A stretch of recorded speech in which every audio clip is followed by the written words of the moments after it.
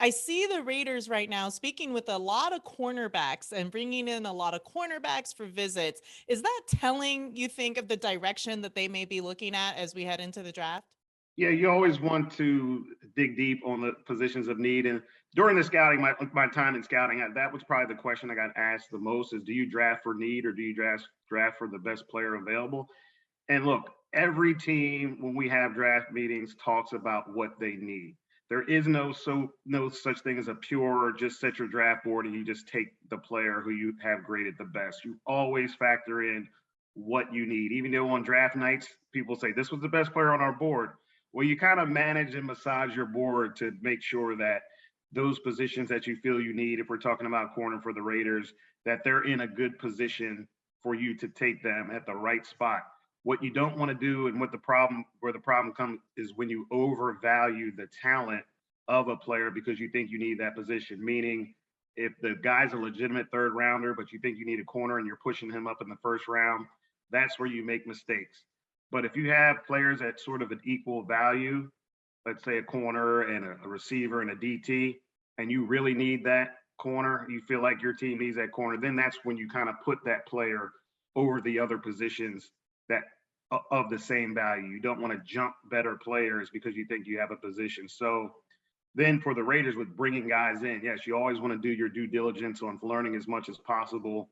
But oftentimes there's a smoke screen as well, where we would bring certain players in or do extra work on players that we really weren't that interested in, but wanted to make sure, hey, one of our guys that we really like, people think we're going this direction. So it works both ways, but for the most part, I think what the Raiders are doing, their diligence, that they'll probably go that route at some point.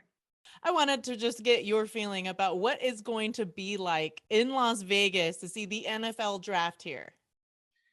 Well, Vegas, you don't need much to make it an event, right? So now we've got the biggest event of the year, and the NFL and work with the network is just, we just know how to produce and get eyes on everything, and even something mundane as the trade deadline where not a lot of action happens, but we make it an event. So now with the NFL draft and each year it's just becoming bigger and bigger of an event. I'm seeing now that at the Bellagio they're going to have boats or something taking the guys to the stage, and I just can't imagine how this packed it's going to be. And other cities that really have done a tremendous job already down in Nashville and with the draft. And now Vegas, everything is over the top in Vegas. You guys know how to put on a show like no other. And now you're matching it up with the NFL, who is the biggest money maker in the sports biz. So it's going to be extremely exciting, and just all eyes on the NFL that weekend. And I think it'll be pretty spectacular. When you look at this and think about Josh McDaniels getting this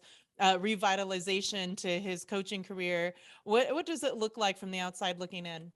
Well, I thought last year with everything that the Raiders went through, and it wasn't just regular football things you went through, as you know. I mean, this was historical distractions from the Gruden and Arnett and Ruggs. I mean, all three of those things in a vacuum by itself were just season-wrecking distractions, and you had three of them back to back to back.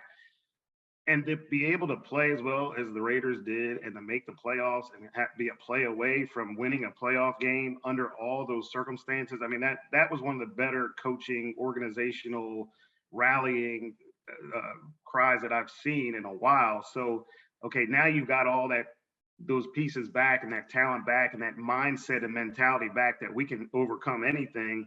Now you put it with a lot of stability with McDaniels and the new personnel department and general manager.